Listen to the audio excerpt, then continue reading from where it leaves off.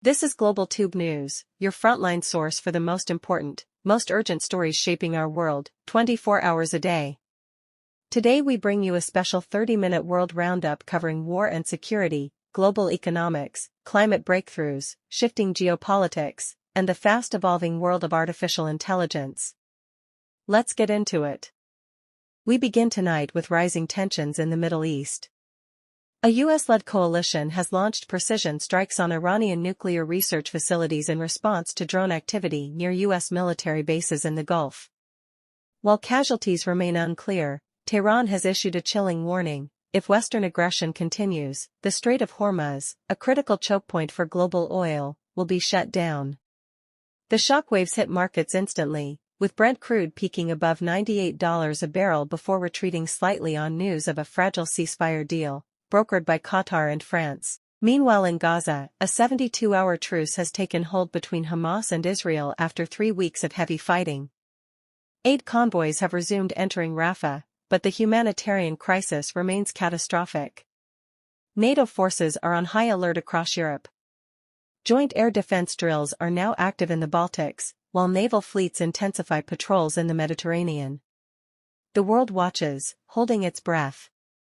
In global markets, instability is the theme. Wall Street and Asian indices have dipped following oil volatility and concerns over renewed tariffs between the United States and the European Union. The EU has warned the US that additional trade restrictions on green technologies could spark a retaliatory wave of tariffs by July 15, a move that would shake global supply chains. Meanwhile, China has responded with subtle threats of economic disengagement, warning Washington that decoupling will hurt both sides more than it helps. In tech, Nvidia and Apple stocks are struggling to regain momentum after U.S. regulatory threats surrounding artificial intelligence monopolies. But there is hope. The IMF has adjusted its global growth forecast slightly upward, from 2.5% to 2.7%, citing resilience in developing economies and easing inflation in the US and Brazil. Now to the climate front. In Bonn, Germany, representatives from nearly 200 countries have agreed to increase the United Nations climate budget by 10%, bringing it to €81.5 million. The move marks a rare moment of global unity, especially as the developing world demands more financial justice for climate adaptation. UN Secretary-General Antonio Guterres called it a small but essential step toward accountability.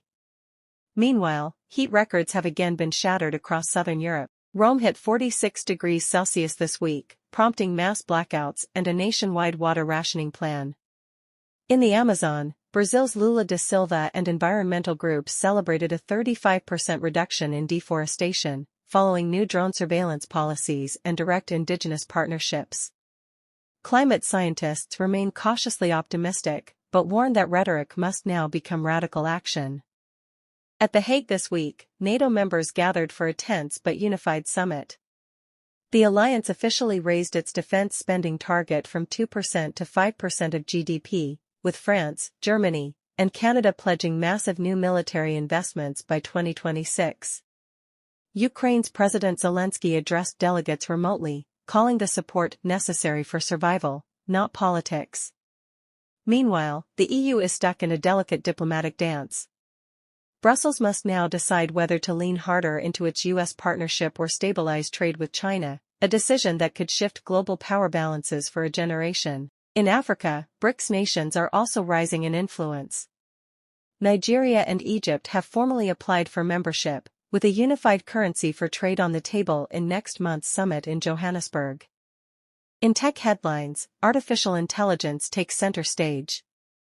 The European Parliament has approved the historic AI Act, the first major regulation of AI systems, demanding transparency, third-party audits, and bans on mass surveillance. Major tech CEOs, including those from Meta and OpenAI, have pushed back, claiming it may slow innovation.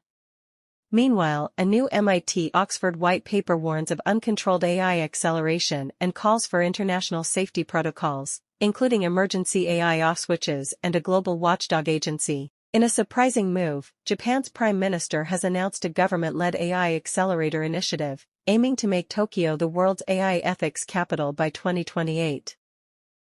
That wraps up this 30-minute global news update from Global Tube News. War, peace, the economy, our planet, and the rise of machines, these are the stories shaping our lives right now. Subscribe for daily reports, in-depth analysis, and truth with clarity, no noise, no hype. From all of us here, stay informed, stay safe, and stay global.